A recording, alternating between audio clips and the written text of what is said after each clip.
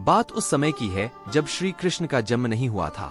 कंस ने आकाशवाणी को सुनकर अपने पिता राजा उग्रसेन का बंदी बना लिया था और खुद राजा बन बैठा था। अक्रूर जी उन्हीं के दरबार में मंत्री के पद पर आसीन थे। रिश्ते में अक्रूर जी वासुदेव के भाई थे, इस नाते से वह श्री कृष्ण के काका थे। इतना ही नहीं, अक्रूर जी को श्री कृष्ण अपना गुरु भी मानते थे। कंस ने नारद मुनि के मुंह से सुना कि कृष्ण वृंदावन में रह रहे हैं, तो उन्हें मारने के विचार से कंस ने अक्रूर जी को अपने पास बुलाया। उसने अक्रूर जी के हाथ निमंत्रण भेज कृष्ण और उनके बड़े भाई बलराम को मथुरा बुलाया। अक्रूर जी ने वृंदावन पहुंचकर श्री कृष्ण को अपना परिचय दिया और कंस के द्वारा किए जाने वाले अत्याचार के बारे में उन्हें बताया।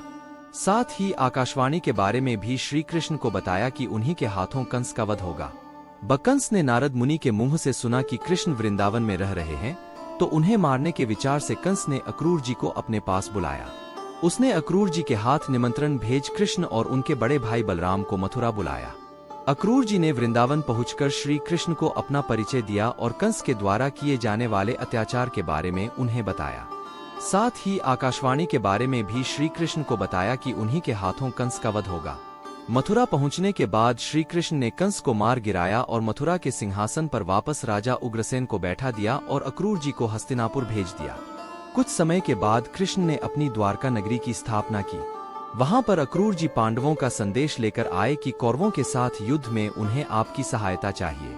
इस पर कृष्ण ने पांडवों का साथ दिया, जिससे वो महाभारत का युद्ध जीत सके।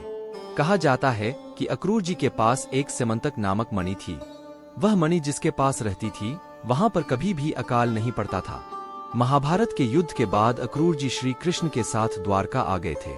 जब तक अक्रूर जी द्वारका में रहे, तब तक वहां खेतों में अच्छी फसल होती रही, लेकिन उनके जाते ही वहां अकाल पड़ गया।